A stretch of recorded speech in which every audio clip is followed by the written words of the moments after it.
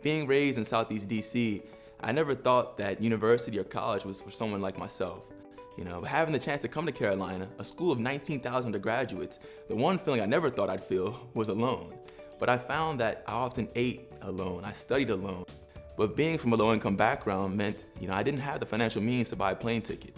And a bus just took too long, and my network at the time was so limited, I couldn't find another individual traveling to DC. So I spent my first fall break and my first Thanksgiving even more so alone on campus, just me and the Spiders of Graham dormitory, I knew at that point I had to do what I never thought I'd do, and that is create my first company. You see, I never believed that someone like myself could do entrepreneurship or could be an entrepreneur, not for lack of skill. I knew I had the smarts, I knew I had the acumen. I didn't believe I could survive in a space that didn't look like myself in most times, and oftentimes it felt as though there were so many barriers.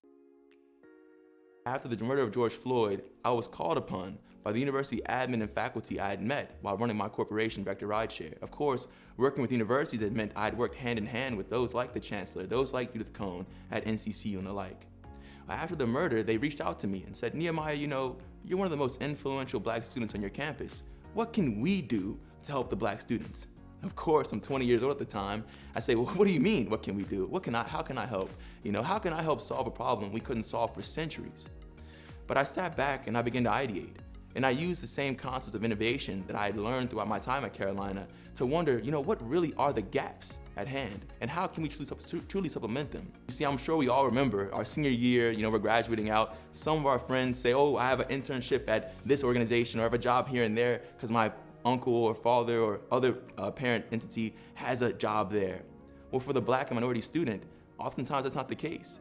There is no network or ladder to reach towards because 3 generations ago, there was no minority student on campus itself.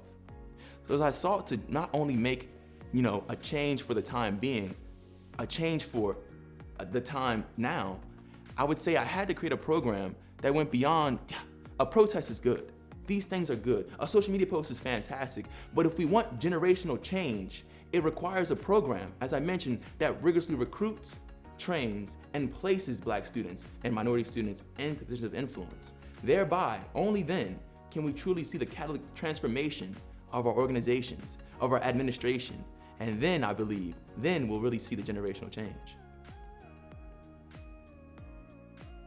Level the Playing Field is a 3-phase minority development program engendered to bring in Black students and minority students from NCCU, NC State, UNC, Duke, and in the future, other universities across the East Coast for the intention of recruitment, training, and placement of Black students into positions of influence.